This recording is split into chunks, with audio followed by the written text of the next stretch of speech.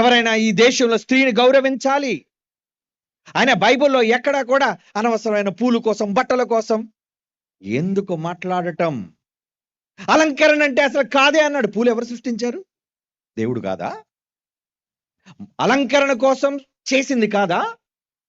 చేసిందే. కానీ బైబిల్లో దేవుడు ఏమన్నాడు తెలుసా? అమ్మా, అలంకరణ అంటే పూలు పెట్టుకోవడం, వస్త్రాలు ధరించుకోవడం కాదు తల్లి. గుణమనే అలంకారం. ప్రతి స్త్రీకి ఉండవలసింది సద్గుణం, మంచి స్వభావం అనే అలంకారం కావాలన్నాడు కాదా? బైబిల్ అనలేదా? పేతురు గారు రాసిన మొదటి పత్రిక 3వ అధ్యాయం 3-4 వచనాలు చూడండి ప్రియులారా. 3-4 వచనాలు. జడలల్లుకొనుటయు, బంగారు నగలు పెట్టుకొనుటయు, వస్త్రములు ధరించుకొనుట అనేది వెలుపటి అలంకారం అమ్మా. ఆ వెలుపటి అలంకారం మీకు కాదు అలంకారం. అలాగని బట్టలు వేసుకోవద్దన్నాడా? జడలు వేసుకోవద్దన్నాడా? పూలు పెట్టుకోవద్దన్నాడా? అర్థం తెలియక, దేవుడు చెప్పిన మూలాంశం అర్థం కాక, భావం తెలియక తప్పుడు మాటలు క్రైస్తవులు సైతం మాట్లాడుతున్నారు. సరి చేసుకోవాలి. మీ వల్ల బైబిల్కి అపకీర్తి, అపఖ్యాతి, అనేక మంది సేవకులను దూషించటం ఎందుకో?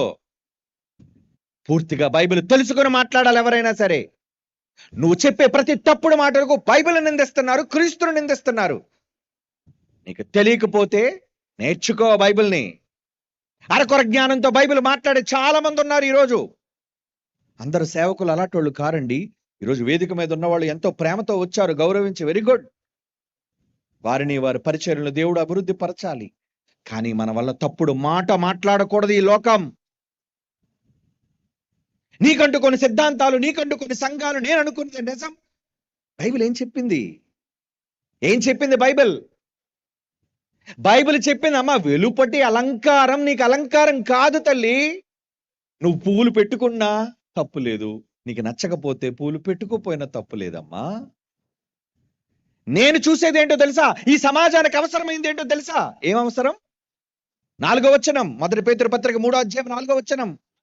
సాధువైనట్టు, మృదువైనట్టు, గుణం గుణం అను అక్షయ అలంకారం, ఇన్విజిబుల్ బ్యూటీ, కనిపించని అలంకరణ ఏంటో తెలుసా అమ్మా? మంచి గుణం తల్లి.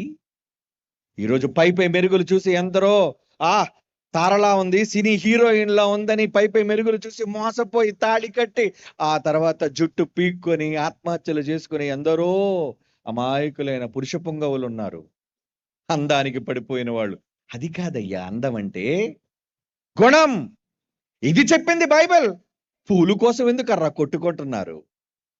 బట్టల కోసం ఎందుకర్రా కొట్టుకుంటున్నారు? నగల కోసం ఎందుకర్రా తిట్టుకుంటున్నారు? ఈరోజు క్రైస్తవులైన వారు కూడా ఆలోచించాలి. ఎవరైనా తప్పుడు మాటలు మాట్లాడుతుంటే వాళ్ళు ఖండించే విధానం తెలియదు. ఎంతసేపు మావాళ్ళు కాబట్టి క్రైస్తవుడు ఏదన్నా రైటే అని సమర్థించుకోవటం కాదు. బైబిల్ ఏం చెప్పింది? బైబిల్ ఏం చెప్పింది అలంకారం కోసం? గుణం అంటే మరియమ్మది గుణం.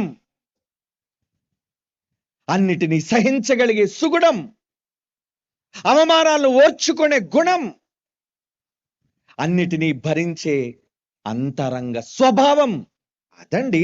అందుకే దేవుని ద్వారా దయ పొంది దయాప్రాప్తురాల. ఆవిడ పూలు పెట్టుకుందా లేదా, జడలల్లుకుందా లేదా, ఇది కాదు డిస్కషన్. దానికోసం చేయకండి. క్రైస్తవ్యం కూడా పెడత్రోవన పడుతుంది.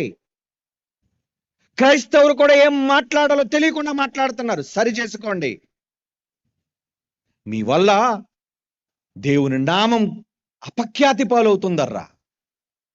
పలికే ప్రతి మాట వెనుక ఏది సారం, ఏది నిస్సారమైనదని ఆలోచించి మాట్లాడాలి ఎవరైనా సరే. ఎంతసేపు నా సిద్ధాంతం, నా సంఘం, నాకు నచ్చిందే మాట్లాడతాను అనుకోవడం కాదు. బైబిల్ ఏం చెప్పిందో అది మాట్లాడు ప్రజల మధ్య. బైబిల్లో ఏం దాగి ఉందో, ఈ సమాజానికి అవసరమైందేదో అది చెప్పు. హేళన చేసి మాట్లాడడం కాదు. ఎవరినైనా పూలు పెట్టుకున్నంత మాత్రాన అందరూ చెడ్డవాళ్ళు అయిపోతారండి? చెప్పండి.